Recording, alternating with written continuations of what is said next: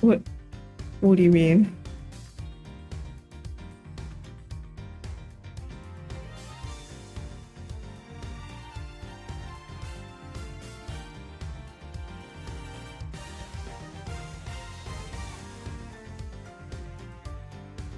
Oh, right.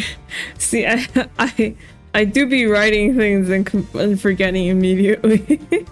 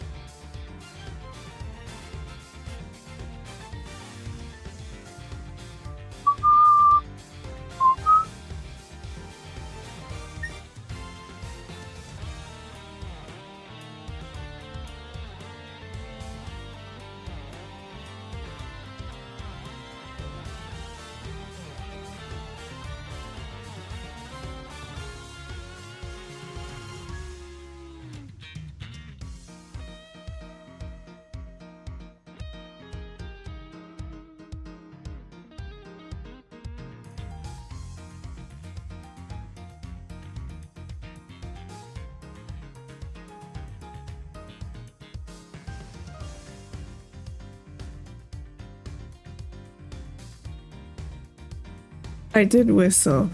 Um, but you know, Mike doesn't pick up everything.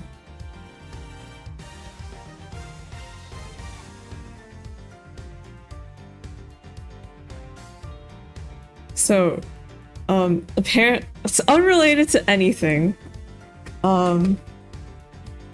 Apparently, Gregory Edgeworth's most popular ship is with Manfred von Karma, which I think is a little fucked up, AO3. That's a little... But, you know, you do you. I can't believe I'm third most popular. Ugh. Why? It's kind of expected.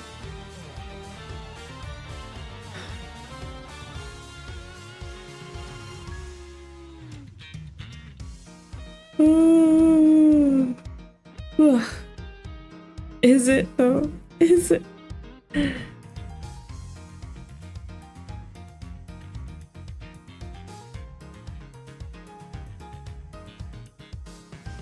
Did you guess the song? It's like, leave me alone. I'm trying my best. Okay. All right. Oh, no idea. It was the Pursuits theme from it was Miles Edgeworth's Pursuit theme. Okay, so last we left off, what happened? So present day, past is getting kind of mixed up, but at least in terms of present day developments, we found out that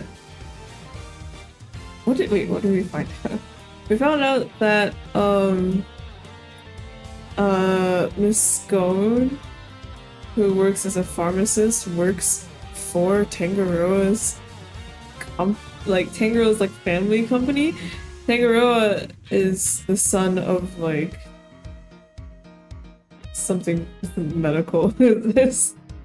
His parents ran like the medical business pharmacy. I don't know, but basically, like his cookbook prize is not like a cookbook in the usual sense, but as in like a list of like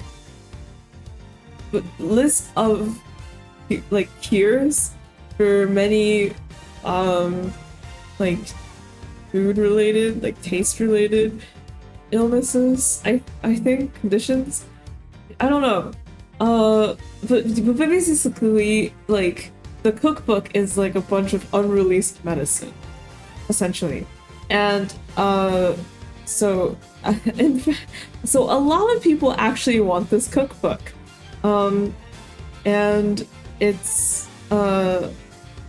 so with this new information, right, turns out Miss Scone's participation in the contest was because the company wanted her to win the cookbook so that Tangaroa didn't hand it off to like some random stranger who won the confectionery contest. And Judy Bound had like a hand in helping her out with that. And then it also turns out that Mr. Frost and Mr. Gusto were possibly working together up until the final day, because Mr. Frost is primarily a sculptor, but not really, you know, a confectioner. Mr. Gusto can make sweets, but he has a bad design sense. So they kind of like, you know, put their skills together in order to make it to the finals. But it seems like once at the finals, they stopped working together. Maybe, I'm not sure yet. But Mr. Frost did have to, or like the thing that pointed out was that Mr. Frost had to freeze his ice blocks the day before the competition, so that like during the competition he would carve, right? Because then he wouldn't have enough time to do everything otherwise. Yeah. Oh, my fan. Yes. My air purifier is on. Same as last time. Maybe it's also because I'm talking. I was leaning back while talking. Now I'm up close to the mic.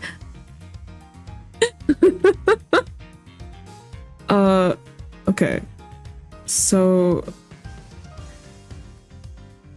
where was I? Right, that they were working together.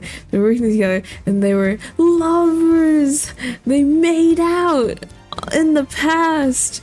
No, their sons know each other from elementary school, and Mr. Gusto had snuck into Mr. Frost's room in order to pick up this photograph of them together with their sons, because he wanted to make sure that nobody suspected him of killing Mr. Frost because they knew each other, right? So so they did collaborate up until the final day, and then they stopped collaborating on the final day.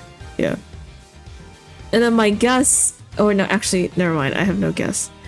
Actually no, maybe I do have a guess, is that like maybe the strings on the lyre broke somehow, and Mr. Frost had to remake that, and that's why they were salty compared to the rest of the statue. Not sure. A couple things about Miss Scone that still are weird to me. She is a pharmacist and she doesn't really know how to bake, but she did make it to the finals, even though she has no idea how to make sweets. And I think it's right. I think it's because Judy Bound helped her. She was helping her get to the finals and helping her win, in order so that she could win that cookbook for Tangaroa's family. Okay. Yeah. So perhaps I think the cake that in the picture for the semifinals, that definitely must have been eaten like a normal cake, or else the Tangaro takes a bite and it's like, what the, this is plastic. That probably, like, maybe like the cake and the frosting and stuff was made by Judy Bound. Yeah. Or I don't know, she had some assistant somehow, and that's how she made it here. What else? What else did we find out? I feel like there's so much and so little at the same time. We found a dead body. Present day. So present day investigation comes to a halt because we found a dead body, and also somebody melted the winter ice sculptures again for the second time. In the past, we examined the water in the fountain, and inside the water, they said there are traces of Tangaro's chocolate, as well as Mr. Frost's blood. So the thought process is, oh, since from the crime scene photo we can see that he was bleeding, but in the actual crime scene, the chunk of chocolate with blood on it is removed, right? Meaning that someone probably took it out to hide the evidence or something, and put it in like the water to wash it away or whatever. It would explain why the water contains chocolate and blood. Yeah. Or traces of it. But even stranger is that Von Karma has been very, very silent about this autopsy report, and the hypothesis is that Von Karma never actually got an autopsy report because the body was never found. And after rewatching like the cutscene when the body floats up in the water fountain present day, right? The more I look at that body, the more I'm like, this has to be Frost. You know, like his hair is slightly darker, but his shirt, the blue collar, like, and also the way his hair is tied, how it's long and a low ponytail, like, it has to be Frost. There's no other guy, you know? Which means we have two conclusions, one that's more likely and one that's pretty unlikely. The unlikely one is that Frost was killed 18 years ago, and his body was then cryogenically preserved, like Walt Disney, in one of the rooms. Because there's so much ice stuff going on, I assume it wouldn't be hard to freeze a body too and call it art. Maybe, I don't know. So his body was frozen somewhere to be preserved, and then when the ice statues were melted present day, you know, somebody melted the ice statues in order to retrieve the body, threw the body into the water, a river system, and then it floated around like a lazy river until it showed up at the fountain. And then the second theory, which is slightly more plausible, is that in the past 18 years ago, Mr. Frost actually did not die. He only got hit on the head, bled, perhaps was unconscious for a while, but survived. And the reasoning behind that is because, well, it seems a little more reasonable than, you know, cryogenically preserving his body. And also that guy in Parasite got hit on the head with a rock, looked very dead, but he'd still managed to be alive. So I think it's fine for us to think that Frost would live after that. I don't know, maybe he has a very strong skull. But, you know, he was alive after being attacked by someone, you know, and injured and bleeding on the chocolate, right? Either he picked himself up and tried to hide traces of his own assault, or somebody else was with him when he woke up and they like collaborated together in order to hide the fact that he was still alive. And that somebody else is probably Judy, mostly because she was the one who took the picture of his body in the chest in the first place, right? So if anything happened after that, she would have already kind of been there, you know? So he can run away with his love. Yes, exactly. Being frozen, your only options are Walt Disney or Mariah Carey. Yeah. It's like, sir, the ice statues, they're breaking, and then in like a muffled voice of Mariah Carey going, "It's time."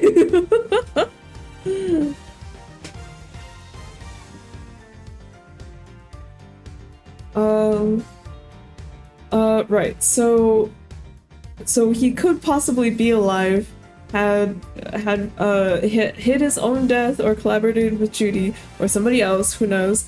And then present day, maybe that collaboration had a falling out, did something happen, accident, whatever the motives were, he ended up actually dying for real this time. somebody threw him into the lazy river and he floated into the fountain. I'm like, I feel like they have to use the water as like a, you know, like his body floated in the water into the fountain because all the water ducts leaked into the fountain, right? And it would be like a clever way to like disguise a murder happening in a room somewhere, because like, you know, we would have seen, actually, well, we were in a room, so someone could have been outside murdering, but like, I feel like a giant plaza with a fountain in the middle isn't really the best murder location. It could just be me. Don't know. But yeah. Yes, those are my theories. Either way, at least for present day circumstances, Judy seems the most suspicious, mostly because she's the owner of the place, so she has the most say in what the rooms look like and whatnot. So she could easily disguise like an autumn room to look a lot like a winter room. And plus the whole, you know, taking a picture of the dead body and then possibly being there if Mr. Frost was actually alive after the attack. I don't know. She feels, it feels like she has the most connections and the most involvement in the case, and the person who would want, like, I guess, justice served. Because Tangaroa was like her dad. I don't know. Well, we'll see. Yeah. Those are my theories. Thank you for and now we get to find out how real those theories are. I can't wait for this stream to be like 30 minutes. Okay.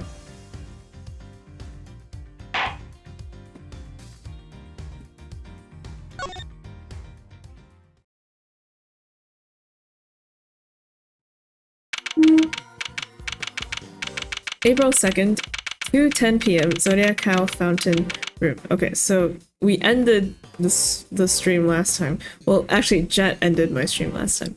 But before Jet came along, the chapter ended with basically, it kind of felt like a wrap-up on Gregory's whole flashback sequence. I would be surprised if we flash back again, but I think we're kind of done with that. I wish you the best of luck. April 2nd, 2:10 p.m. Zodiac Hall Fountain Room. That's pretty much how things went down. Those are the facts of the 5-7 as far as I'm concerned.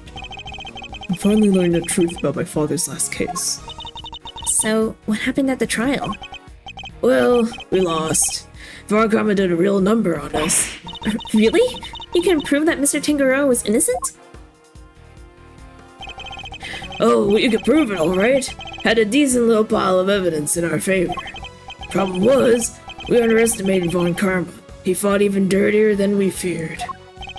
I can imagine. Secure conviction at all cost. That was always his guiding principle. Yeah, we did play through the beginning of this segment. And then Jack came along. Yeah, ain't that the truth? Anywho, the trial dragged on and on. Whole thing took about a year in the end. I'll never forget the day the verdict came down. It was December 28th that following year. It's April now, so... Oh, mama! We're talking over 17 years ago. I'm sure it does fly, huh? December 28th. I was there that day 17 years ago, sitting in the courtroom gallery. Just before the trial got started, Gregory noticed that Samson was looking even worse than usual. Turns out the poor guy had finally reached his limit. It was so bad, even he wanted to be found guilty. Wait, you mean they forced a confession out of him? Yeah. Von Karma got what he'd been pushing for from the very beginning. I mean, if honestly, like, if you were being interrogated like that for a year, I don't blame him. And when Gregory tried to drop the bombshell about there being no body to speak of, he learned that Von Karma had used the power of the police to head him off at the pass. Even had himself a fake autopsy report. But that wasn't the end of it. Von Karma had gotten Samson to falsely testify against himself and to be an accessory to murder in court. Combined with his confession, the poor guy's goose was well and truly cooked. But Gregory still had his ace in the hole, though. The same ace he asked Detective Bad to help him. Oh, sorry. The same ace he asked Detective Bad to help him with. Exactamundo. He knew he needed one last card to play if they squeezed a confession out of Samson. So he had Bad record all of Samson's interrogations. Oh. Wow, Gregory, you're so smart.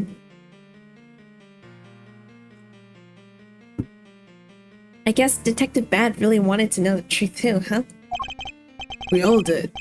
But he was a trooper. Stayed with the case even after Von Karma took him off of it. He was tied up in some other big case too. Good old Bad. They don't make him like that anymore. Nowadays, you get weirdos like Gumshoe and, Dema Sky and Fulbright and Herlock shows. Anyway, Gregory presented the recordings as proof that Samson's confession was coerced. And you know what? It almost worked. A cop named Ian Sideman got fired. Ian Sideman. Samson's interrogator and the initial detective before Bad. He took the fall for pretty much the whole thing. Von Karma didn't get away scot-free. In fact, he was disciplined by the chief prosecutor. For the one and only time in his 40-year career. Still, Samson himself couldn't stomach another day in court. So when the guilty verdict came down, it didn't just signal the end of that day, but of the whole sad affair. I don't remember a lot myself. My father's face when they declared Mr. Tangaroa guilty. I was a young child at the time, but even I could tell how much he was hurting inside.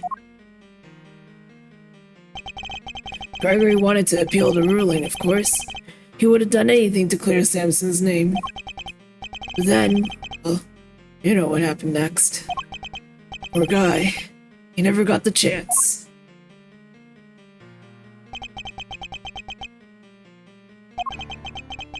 I should have left with him that day.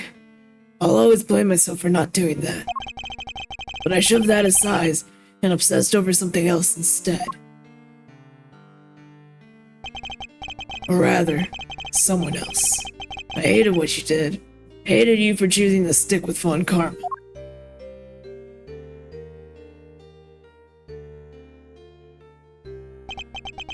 I hope you can forgive me. No. You had every right to hate me. I went on to become a prosecutor as planned, and that's when Mr. Von Karma showed me this case file. According to these records, Mr. Tangaroa was convicted as the main culprit in Mr. Frost's murder. Nope, that's alright. Samson was convicted as an accessory to murder. Strange. The file clearly states that he was a perpetrator.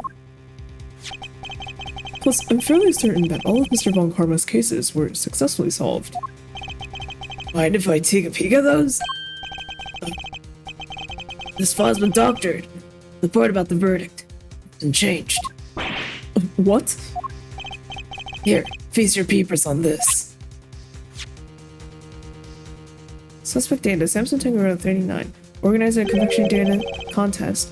Victim's body was found inside one of his creations, leading to his arrest. While in detention, Tangaroa discovered that he had a taste disorder, or subsequently cured via medication. Verdict: convicted as an accomplice based on his Convicted as an accomplice? As a copy of the file they have on record at the courthouse. Then why is my copy so different? Well, you said it came from Von Karma, yeah? My guess is he didn't want Gregory's son thinking there was a murderer out there still at large. Didn't want you looking into it again before the statute of limitations was up. So everything I believed about the case was a lie. Like they say, we all gotta start somewhere. What's important is you know what's what now. The statute of limitations may have run out, but the truth's still out there, you know? I inherited Samson's case when your old man passed. Prosecution handed it off to somebody else, too. The great Von Carmel wasn't going to bother facing off against a rookie like me, was he? Anyway, long story short, the killer was never found, and Samson was found guilty instead. That's terrible. Is there really nothing we can do to help him? Not without the real perp, I'm afraid. Until then, his confession stands. Speaking of which, I didn't find out until after the verdict had been handed down, but Von Karma had threatened Samson and made him a deal. Told him if he didn't confess, he'd make sure Judy was convicted instead. What the hell? God. Well, I love Edgeworth Investigations too. More Von Karma lore that paints him in an even worse light. Wow. How could he? Samson knew there was no way Judy could have done it, of course. But he wasn't gonna take any chances, so he did what he was told and confessed to keep her safe. Now riddle me this, Mousy boy. Why do you think your Uncle Eddie just happened to be in prison the day Bronco Knight died? That's right. You were there to see Mr. Tangaroa. Bingo. Judy and I both promised we'd visit him every day. I didn't quite keep that promise, but Judy did. She never missed one visit in all these years. Oh, that's really sweet, actually. Come rain or shine, she always showed up. But none of that changes the fact that Samson is still being unduly punished day after day. How heartbreaking. You've got to do something, Mr. Fender. Oh, kiddo, that's actually why we came here. The ice sculptures are back on display like they were all those years ago. And we're gonna see what we can find out. Right, Nazareno? I'm a prosecutor, Fender. I don't look at these things in the same way as you or my father. Miles, what have you learned these past couple of cases? It's only been like 2 cases, not even 2. But that doesn't matter right now. Speaking not as a prosecutor, but as Miles Edgeworth. I want to know the truth behind both of these cases, and I'm not leaving until I do. You really are our old Gregory's son, through and through. Alrighty then, now that that's sorted, we can really get to work. Good thing I brought the highest 7 case file and evidence with me today, huh? Here, documents first. Who doesn't love paperwork, am I right? The parts in red ink are my annotations. Oh, including his oh wow, we get your annotations too? Thank you, Fender. Wait, I kind of want to- wait, shit.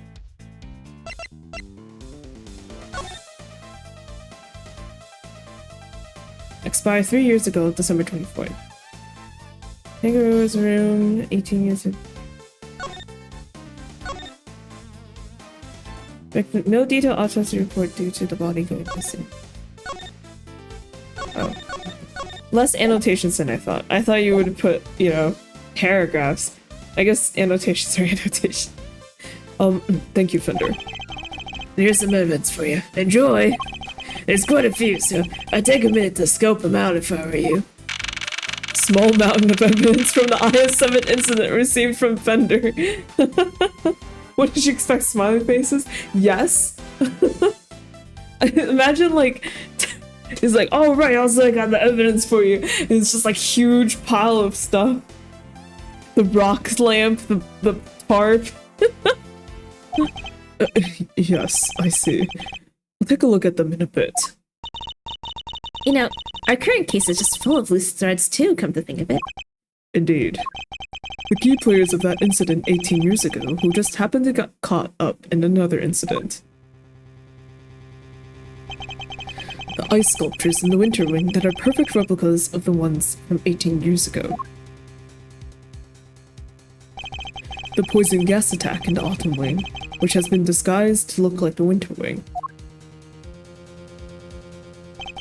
The two chemicals that were found inside the Pisces statue display case, ubiquium and asphyxium, that form a poisonous gas when mixed together.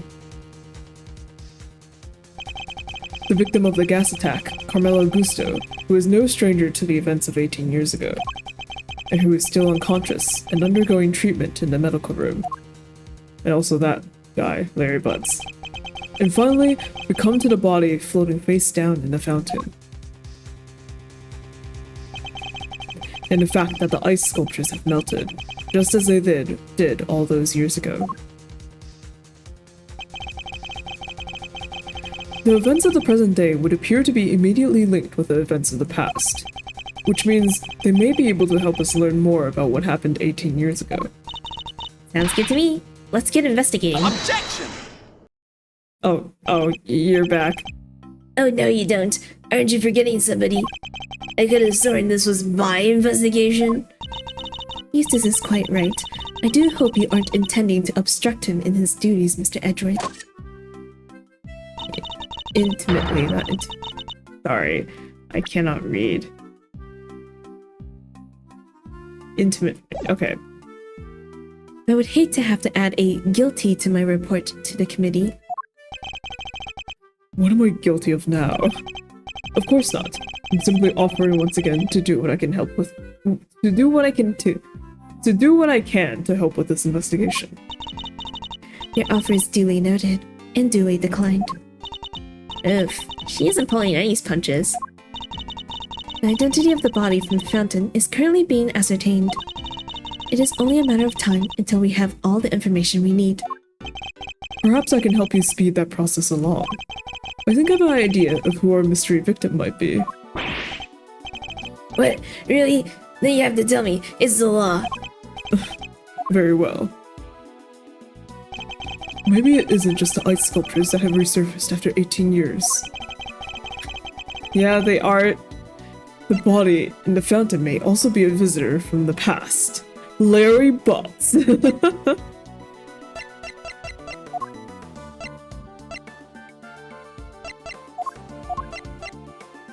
Oh.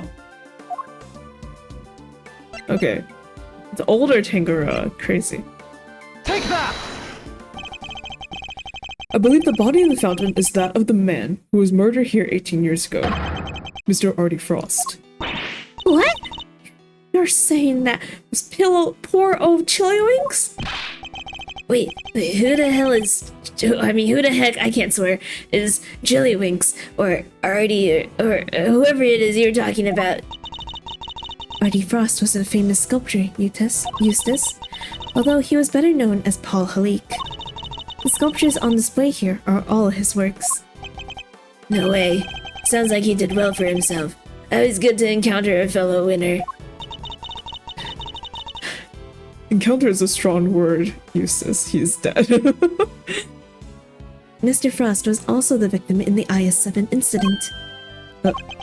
Judge Cavill knows about the IS-7 incident. Mr. Edgeworth, the IS-7 incident is an 18-year-old case. And according to police records, the victim's body was recovered and an autopsy duly carried out. Sure, that's what the records say. But the records can't always be trusted. What are you insinuating? While the records say stuff like, body totally recovered, the defense back then begged to differ.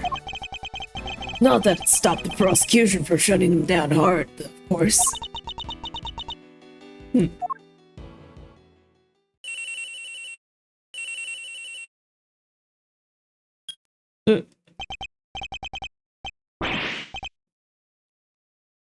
Yeah, this is Winter. What? Really? What is it, Eustace? The body. We've got an ID. Oh boy. Some sculptor called Frost or something, so I guess Edgeworth called it? Goddess of Justice! So my father's deductions were right all along. Oh my god, okay, so it is him! Well, Judge Cavill, I'd say this changes things, wouldn't you? Perhaps now you'll admit that I might be of use to this case. More than a certain junior prosecutor, anyway. No fair. You're trying to steal the win. I'm doing no such thing. All I want is to uncover the truth. And if we're going to get to the bottom of what happened here, we'll need to work together. We do not need to do anything, and you will not need to know the truth. This case is none of your concern. Objection! Hello there, Judge G. I think you might be wrong about that. Another one of your interruptions, Mr. Fender. Yep. See, I was on the defense team for IS-7, so this case is very much my concern. I was one of the pesky kids pushing the theory that the body had actually gone missing. The prosecution at the time may have brushed us off, but we can't deny the testimony of your eyes. Or, to put it a little bluntly, the prosecution's case was robbed from the ground up. When there's been a miscarriage of justice caused by the prosecution, it's the committee's job to fix it, no? Who better to help you unpick the mess than someone who was there at the time? Unless you have an ulterior motive. Judge Gavel seems to know the facts of the IS-7 incident in some detail. In which case, I suspect she must be here on the committee's behalf. Your connection to the case is noted, Mr. Fender, but I fail to see how it concerns Mr. Edgeworth. He is the son of the original defense attorney, and the protege of the case's lead prosecutor. If that's not enough for you, he was at the trial too. I think it's just possible he might have a little something to bring to the table, don't you? Very well. You may both assist in the investigation, but only if you refrain from interfering with the work of others. The Winter Wing is off limits for now. This room, however, is all yours. Alrighty, great to hear we're on the same wavelength, G. Why don't we bring it in to show we're all on the side of justice? Do not test me, Mr. Fender. Your permission to investigate can be revoked at any time. Duly noted, Your Honor. This is a turn up for the books, eh, Milesy? We gotta do our thing after all. Thanks to your immeasurable help, as always. No sweat. Besides, I was mostly doing it for me. Okay, I'll be investigating my own thing, so just holler if you find something interesting. I will. Oh. Well, okay, shall we? Heck yeah! Let's get the investigation. Oh shit! I can't read. Let the investigation commence. We're still unclear on two key facts: how Mr. Frost's body came to be where we found it, and the source of the ubiquium. You're right. We need some more intel. Indeed. Let's focus on the ubiquium first and foremost. It's used in stuff like dish soap and paint, right? Correct. It's also bright red in color. It has a distinctive minty fragrance. Okay, sounds like we know what we're looking for. Yahoo! Okay, I'm gonna run and grab a water.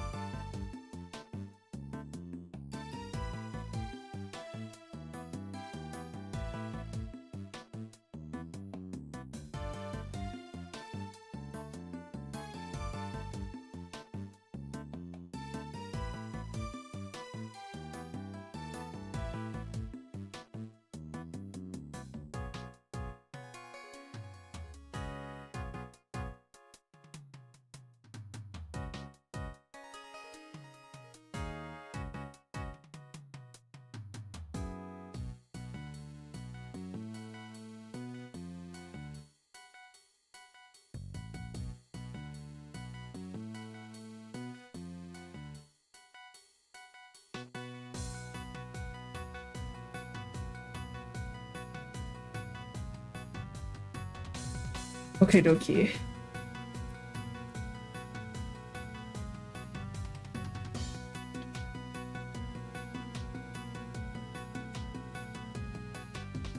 Alright, investigation time! Oh god, Larry's still here. Okay. So Fountain Man, how's it looking? The body has been taken back to the lab, sir. Autopsy is underway. And how's the rest of the fountain looking? Rather beautiful, actually, sir. The water is crystal clear and kind of soothing. Almost as if there wasn't a body floating in it not so long ago, It seems the police have already removed the body. But why did the body of a victim from 18 years ago turn up in this fountain? And why wasn't it all rotten and stuff? Did it slowly shuffle its way here? Need I remind you that zombies aren't real. Also, zombies are rotten, okay? It seems likely that the body was preserved somehow. Really? Is that even possible? Hey, Mr. Forensics guy, anything to report? Yes, Yes, ma'am. I know what voice I had. Traces of both ubiquium and amphixium have been detected in the fountain. I'm gonna say they were probably carried here by the stream from the autumn wing. In addition to those two chemicals, there's also a large amount of sugar. The composition of the sugar is being analyzed as we speak. There's sugar in the fountain. Where would it even have come from? Sugar? Hey.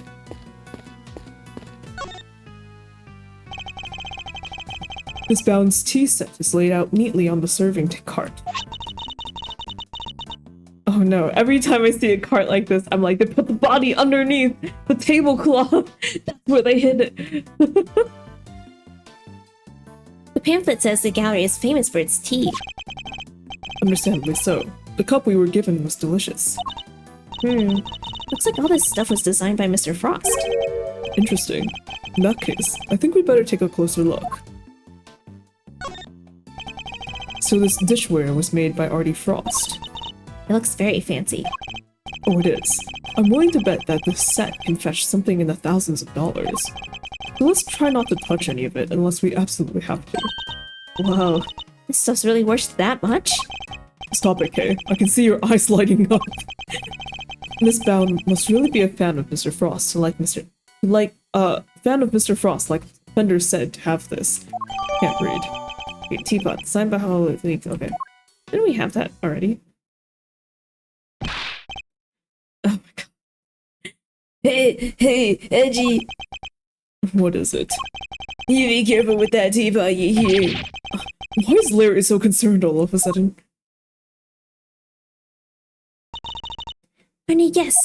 Honored guests. Sorry.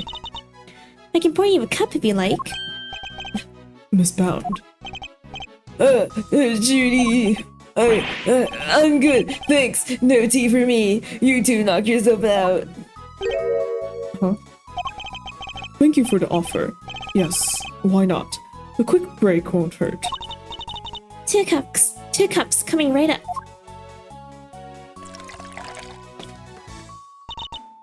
This smells great.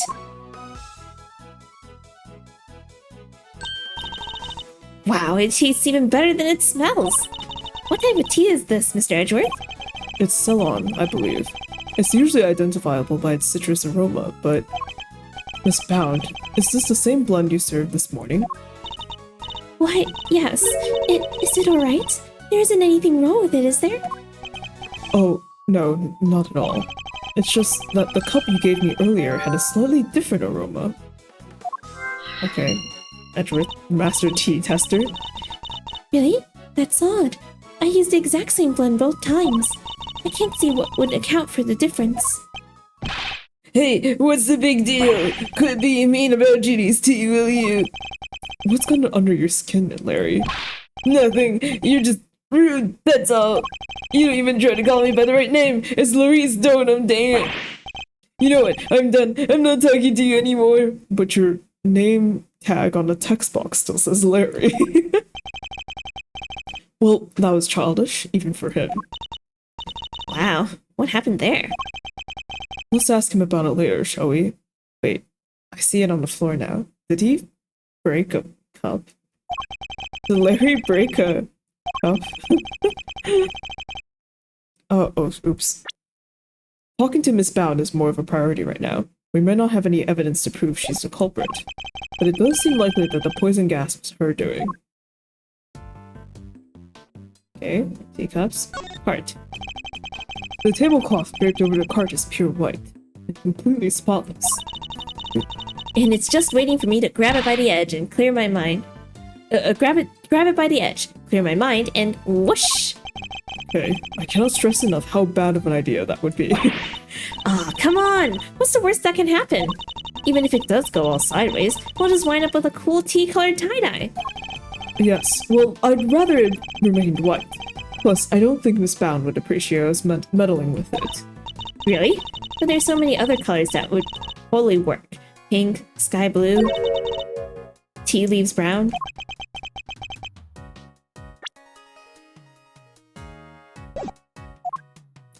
Okay.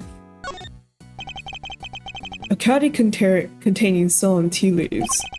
It's a well-crafted tin canister designed to prevent moisture and sunlight from damaging its contents. Not a bad thing to use considering the quality of the blend Miss Bound serves. Okay, Edgeworth, you nerd.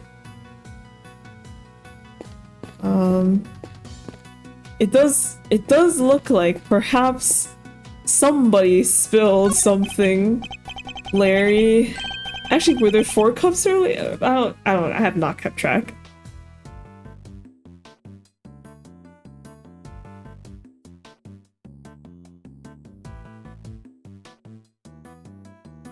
She better not be the culprit. She's looking the most suspicious. Someone couldn't hold it in time. Gross. Also, it's brown. Double gross. From the color and the aroma, I'd say this is a puddle of spilt tea. And look, there's a small chunk of ceramic in it. Yeah. Ceramic, ceramic, native, unorganized. I guess somebody must have broke something? I know that insignia. And a certain high-strung somebody just might know a little something too. Those are tulips by the door, right, Mr. Edgeworth? Yes, it leads to the spring wing.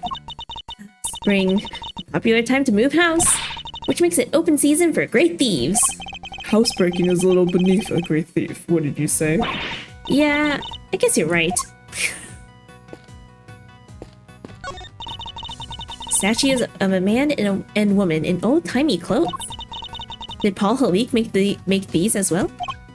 Yes, it seems he created them later in his life, once he had begun to make a name for himself. His wife pushed him to sculpt the 2 of them as ancient gods, and he couldn't say no to his beloved. The title is The Beautiful Goddess Venus and Her Humble Servant.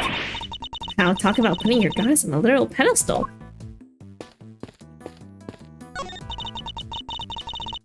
It's a man with a moon-shaped head and a woman with a sun-shaped head. The man's got a real pained look in his eyes, though. Is this another Paul Halik piece? Yes, from his younger years, when he was something of a dreamer. He depicted those closest to him by means of a motif taken from nature. The piece is titled My Parents. Yes, the mom shone brightest in that house. Okay. I guess we'll talk to Judy. We'll just go around in a circle. Where were you before you rejoined us here, Miss Bound? I had to go and tell our visitors we closed. Oh, and hand out a little something in apology. Was there something you wanted to talk to me about? Yes, a few things actually. Not least of all, the fact that I think you might be the one who set the poison gas trap.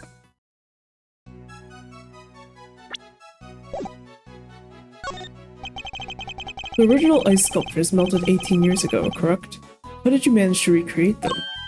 Oh, you know about what happened back then? In that case, you might also know I took pictures of them during the contest.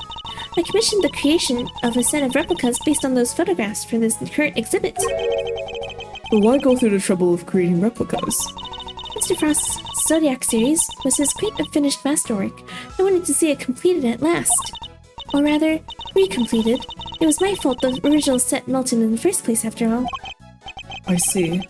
And is there any particular reason why Winter and Autumn Wing look so similar? I forgot that she blamed herself for that. Or presumably it was her fault.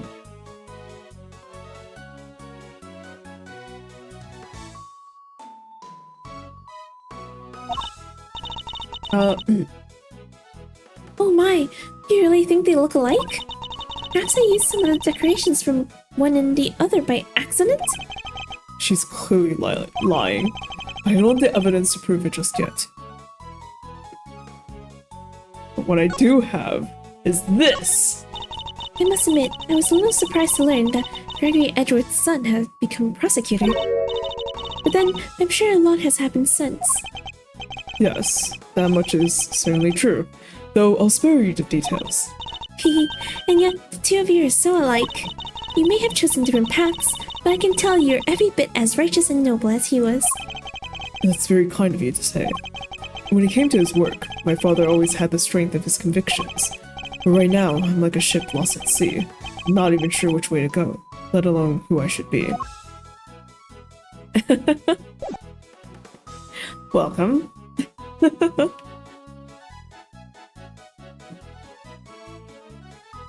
I do like the ability to compare and contrast like the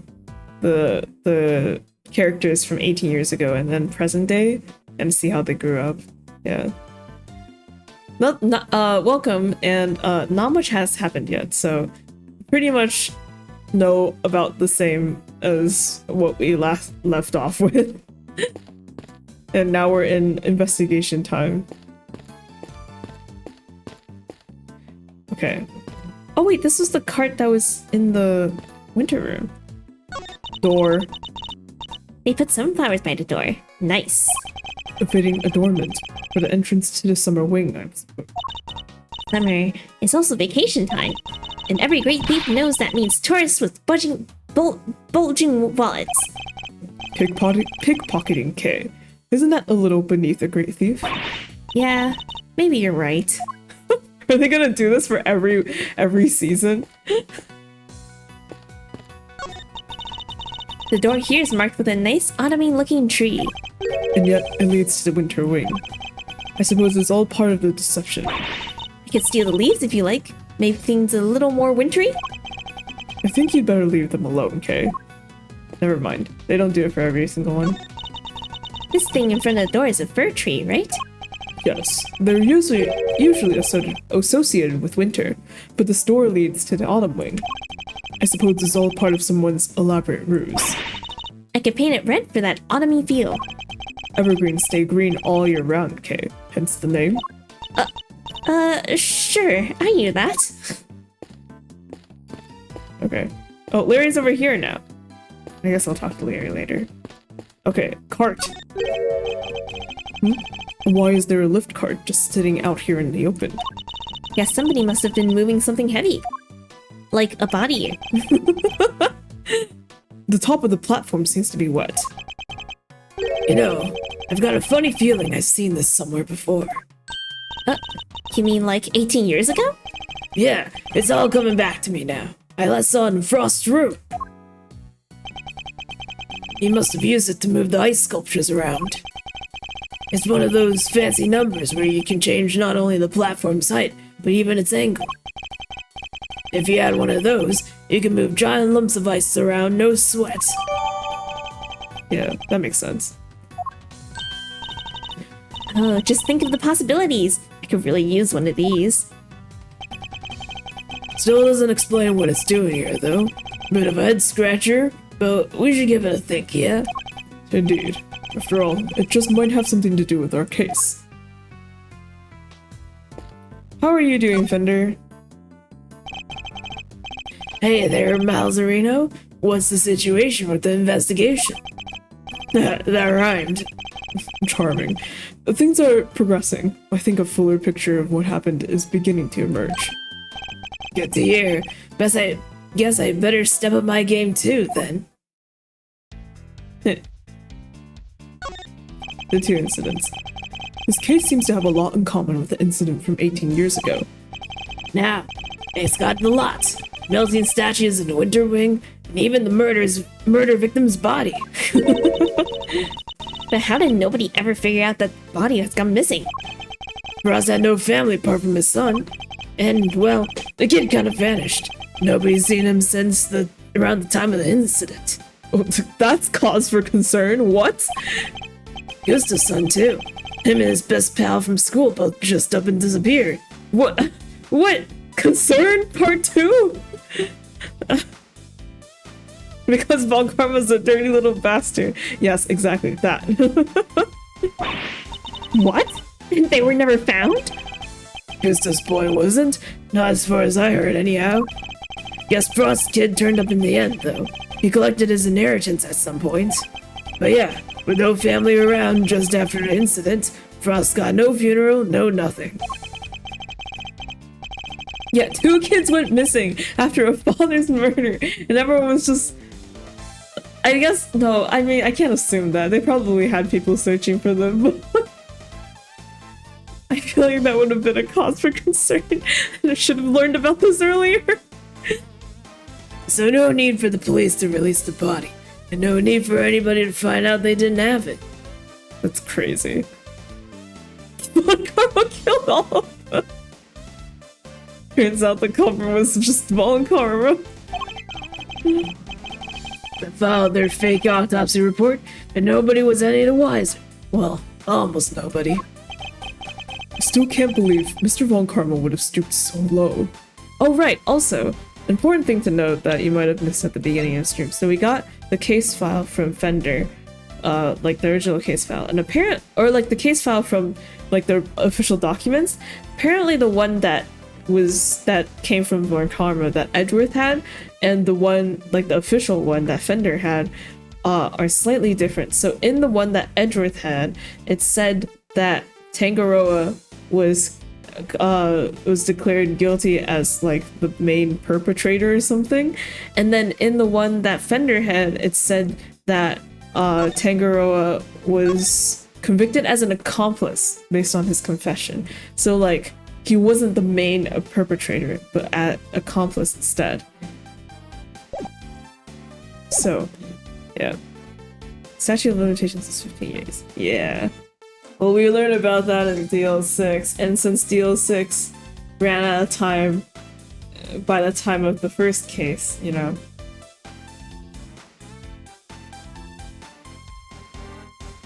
I know, right? I'm like, Von Karma really said, I'm gonna toot my own horn, especially at Gregory's son. Can't believe Mr. Von Karma would have stooped so low.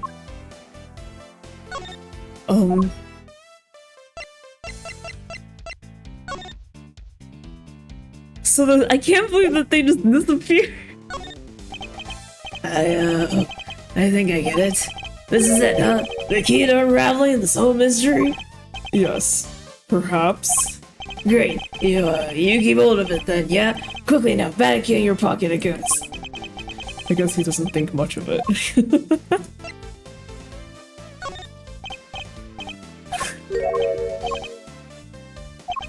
So the new body being one of the kids is back on.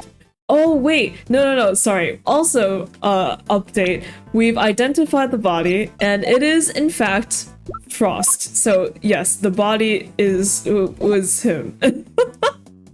It was him. We don't know much about it or like what happened to it. He's not rotted. The water still is fine. There's no notes of rotten smell. So like, you know, either he was preserved or he wasn't dead. Yeah. So I think our theories from earlier still hold some merit. And it's a selection of trophies won by Paul Hleek, or rather, Artie Frost. Evidently, he was a very well-respected artist. Well, you've got one too, Mr. Edgeworth. So it's about time I won one too. Guess I'll have to find some thieving contests to enter. Or you could set something up. Something with a nice ceremony at the end. All that.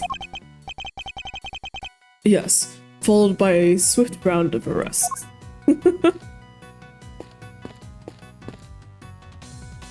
Okay. Hello, officer.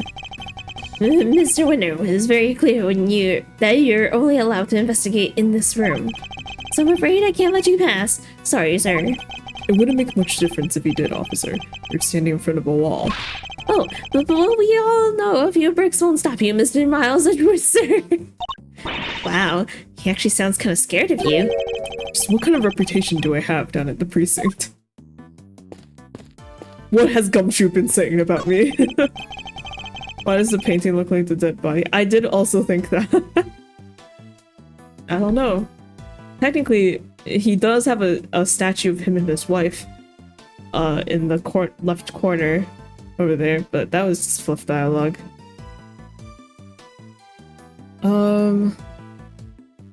It seems the elevator is only accessible to select individuals. I wonder what's upstairs.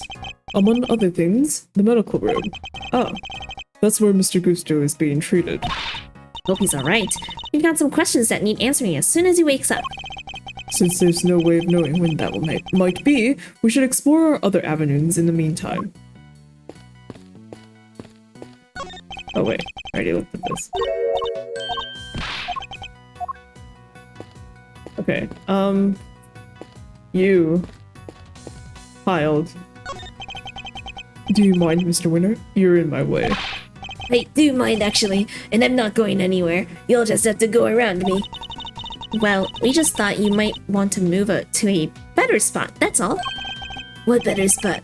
I demand you show it to me at once. Is that really all it takes to make you do whatever we want? Yeah, Gavel does the same thing. She's just like, she's like, Eustace, you have to eat your vegetables, and Eustace is like, bleh, I don't want to. She's like, Eustace, all winners eat their vegetables. And he's like, huh, winners, yeah, okay.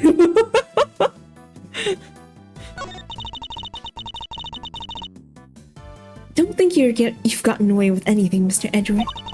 I'll be reporting your actions to the committee. Do whatever you need to do, Judge Gavel. And we'll do the same. You're the self-styled great thief, correct? Mr. Edgeworth's association with such a character will be of interest to the committee too, of course. Go ahead and report me to your stupid committee. I'll be the toast of the thieving community. Wait, what? Looks like Judge Gavel will have to think up some new threats if she wants to intimidate Kay. Mind whack-a-mole. Kid snack pack. She's like...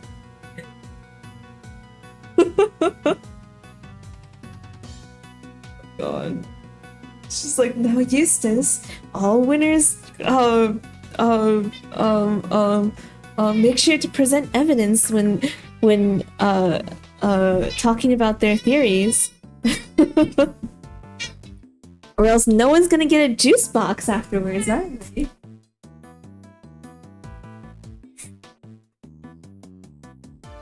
No, you don't. Okay.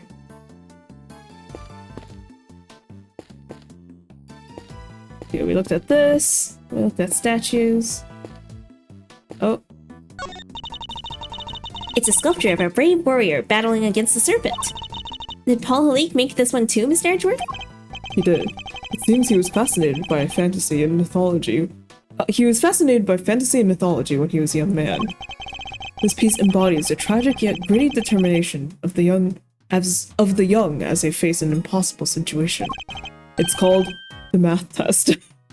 Talk about relatable. Oh boy. Alright, okay. Hi, Larry.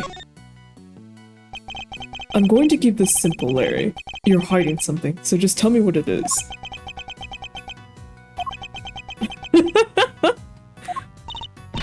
Oh, quit it with the glare off, you two. It's weird. I'm not used to this sort of tension between men. Come on, okay, you know me better than that. Also, I'm probably the straightest. I mean, I wasn't staring. I was struck by an idea for a picture. Now, Edgy, he was glaring. Yes, and I'll keep glaring at you until you tell us what it is you're hiding.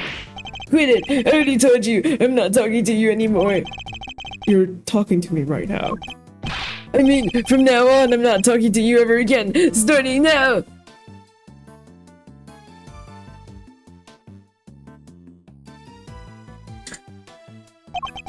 This is getting me nowhere. I suppose I'll have to figure out what he's hiding first before I can get the whole truth out of him. What are you hiding? Come on, Larry. What are you hiding? Not saying.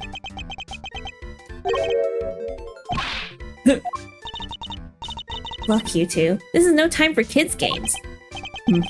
Well, I certainly wasn't playing. It's pretty clear Laurice isn't going to talk to you. Oh, he'll talk. Don't you worry about that. We need to know what Larry is hiding. I think I might have an idea what it is. Perhaps presenting him with the right piece of evidence will force him to come clean.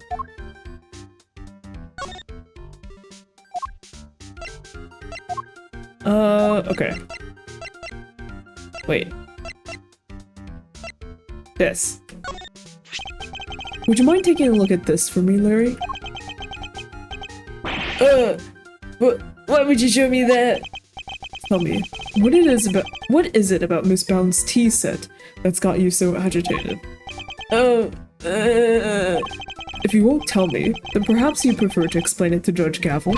Wait, don't make me look bad in front of Verity. She thinks I'm a sensible, cool, clean-cut guy. I don't want her to see the real me, the real low-down, dirty me. I'm not so sure anybody here thinks you're particularly clean-cut, Larry. But if you don't want her to think badly of you, the best thing you can do is to talk to me. Alright, I'll talk. Alright, Larry, enough is enough. Now confess. Is this any way to treat your best friend, Edgy? Is this any way for you to treat yours? By lying to him? Hiding things? I get the picture already, so stop glaring at me like that. I'll tell you everything, okay? Here, I thought Verity might like a cup of tea, so I went to pour one for her. But I got distracted, and my hand slipped, and smash. I broke the teapot. A priceless work of art. It's in pieces because of me. He didn't deny the best friend's part. He didn't. Gears are turning in my head. Mostly confused, but I will continue pushing on. No words exist to describe how far away I saw this coming from. Ouch. You really messed up this time, Laurice. See, Angie, everyone's gonna think less of me now. Judy is never going to forgive me for this. Lying to me won't do you any good. I think you need to apologize to Miss Bound.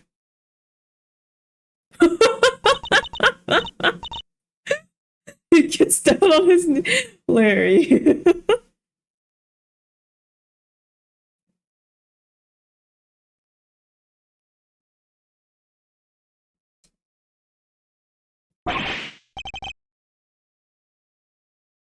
I'm sorry, Judy. I'm so sorry. Oh, sorry. I don't have any money, but I'll paint your portrait. I'll paint you 50 portraits. Please, Mr. Donan. It's really me who should be apologizing. How could I have failed to notice that there were broken pieces of ceramic on the floor? Somebody could have been hurt.